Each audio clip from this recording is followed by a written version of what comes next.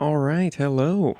This is going to be the first episode in a series of, attempts at trying to chronicle my thoughts and processes as I make this tabletop RPG Journeys. The purpose of this in general is mostly just for me to be able to remember what my thought process was and a way to look back on and see, hopefully how far I've come weeks, months from now, and for my friend who I'm mostly making this for. Now, this system, Journeys, is heavily inspired by D&D 5e, but I think there's been enough of a divergence, to make it different enough to where, it could be seen as inspired by rather than, stealing from. So this first episode, I've kind of already laid out a bunch of stuff, some of the core ideas at least. Maybe not, maybe we won't call them rules yet, but the ideas of how I want things to work. So, I know we're kind of jumping in the middle of it. Like I said, this is mostly for me and my friend, so, I'm not going to explain everything specifically. But this first episode, I'm going to do some cleaning up, right? Because I've got these ideas, these basic rules that aren't going to apply anymore in some situations because of a new system that I've added. You can see down here at the bottom, we've got the class system, fighter, ranger, rogue, wizard, cleric, paladin, and bard. 7 classes. Beautiful, classic staples of RPGs. And, you could see probably like, on this fighter abilities, I tried to at level 1, you gotta have a little bit of customization, not much, especially for fighter, it's like there's not much there yet. And I could see it being more limited in that way as the levels go on. Obviously, the way I made it was 7 classes. You go to level 7 is kind of the max level, at least for right now. That's that's all I can handle right now, to be honest. That was the idea, but at a certain point, doing these, making these abilities and stuff, it felt like there wasn't enough customization, especially compared to like magical classes like these 4 that have access to spells and they can pull from the arcane spell table and the faith spell table, which is not going to be possible soon because I'm feeling confident that I'm going to be getting rid of these spell tables as well, completely scrapping our existing spell mechanics, potentially removing spells as a function, as a mechanic. As it stands right now, I got spell casting laid out here, and the general gist of it was that on level up and on level 1, you could take spells from the spell table, and then they cost spell power. So it's not spell levels like in D&D. It's more like a mana pool system where you can, each spell has a spell power, a base spell power, anyways, and then you can upcast it by using more spell power. As you can see, like Firebolt at spell power 1 would deal 1d8, and spell power 2 would deal 1d8 plus 3, and have spell attack modifiers and all that good stuff. Yeah, we are completely redoing all of that because the way classes work is now completely different. Initially, I had only planned for this system to have one Google sheet, and hopefully it will at some point, or consolidate them. But I've created another sheet with a new class system, and it's this. It's instead of having 7 classes, there are now 49 classes, utilizing a table system where you take a primary base class and a secondary base class, and those combine to make your official full class. A paladin fighter is a Templar, and a fighter paladin is a Crusader. So those are different. And I'm not going to say and promise that they're going to have all the different skills. Like each thing is going to have a completely unique like ability pool. I'm sure there'll be some overlap, and I'm sure like Apostle and Theologian might share some abilities, and classes of the same vein will probably share some, but I think this adds like more than enough customization, right? Like just probably too much. And ideally, the reason why I'm redoing the spell table system is because the way that these classes are going to be now is on each level you have a choice of taking an ability or more. I haven't decided how that's going to work yet, but yeah, so I'm thinking of completely replacing spells with abilities because there's already so much customization available within the class system that I think the abilities on top of that is going to make up for the loss of being able to pick. Say you become like a battle mage, but you still pick something completely unrelated to that sort of skill in the class table. So we need to redo some of these basic rule areas to account for that.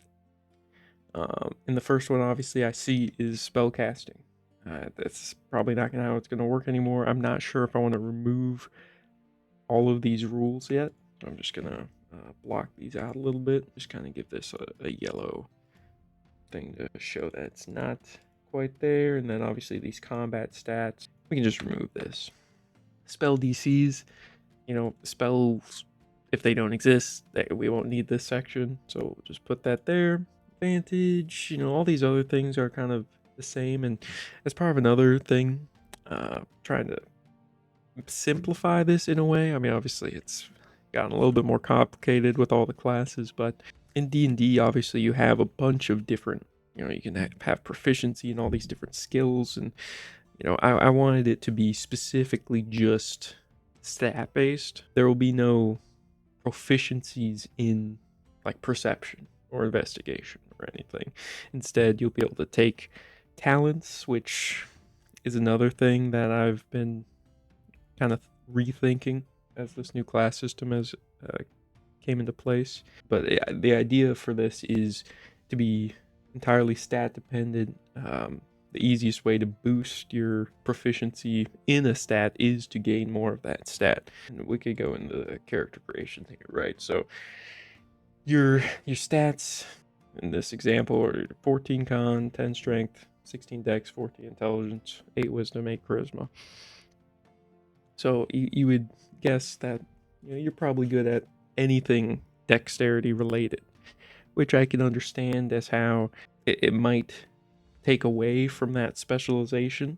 But I think some of the talents I had made are a bit more vague in a way. Here we are. Craft, gain an advantage check on any check relating to making or repairing an object. And then you can take talents as bonuses to specific like functions in the game. Like this 20/20 vision, you gain advantage on checks regarding perception. But talents are very limited, right? You get one per level. So you're gonna get to max level with 7 talents. And obviously, the talent table right now is 40. But hopefully, this will become 100 or more, right? So you really have to choose what you want, when you want it, at what level. Really kind of decide how you want your character to grow in that way. So the stat creation here, I think, still works fine.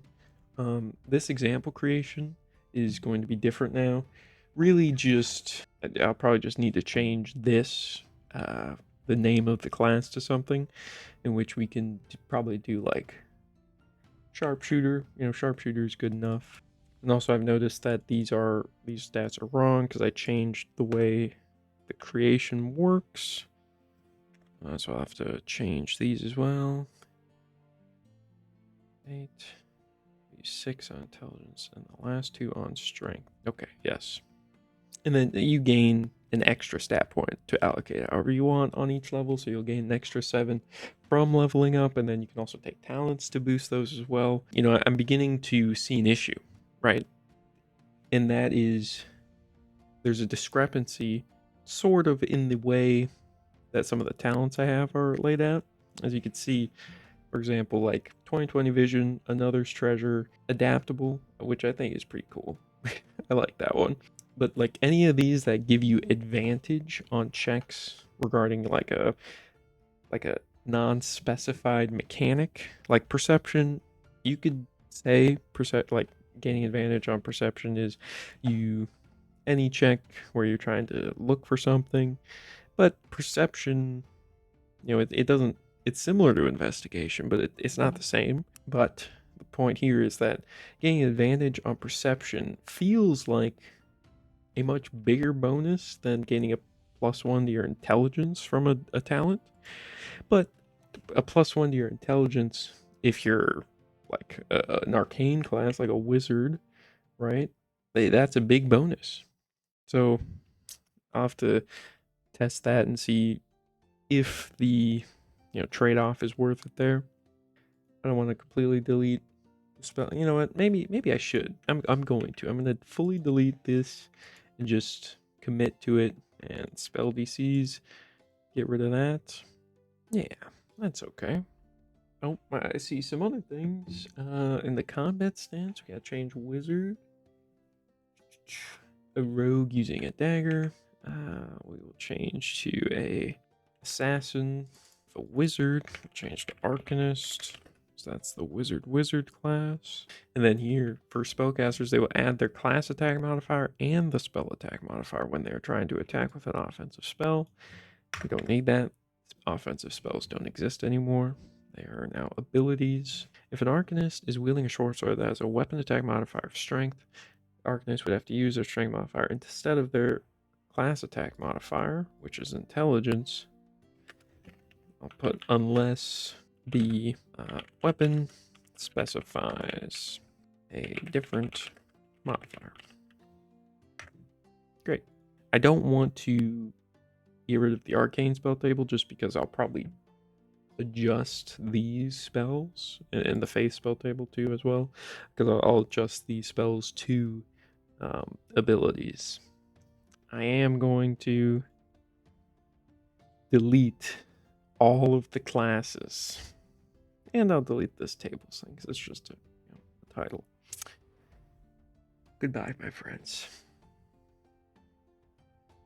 There it is. So now, what next? Well, I have been making, as you can see, a couple of levels of Gladiator. Just trying to, get some things on the table, and then I can tweak them later.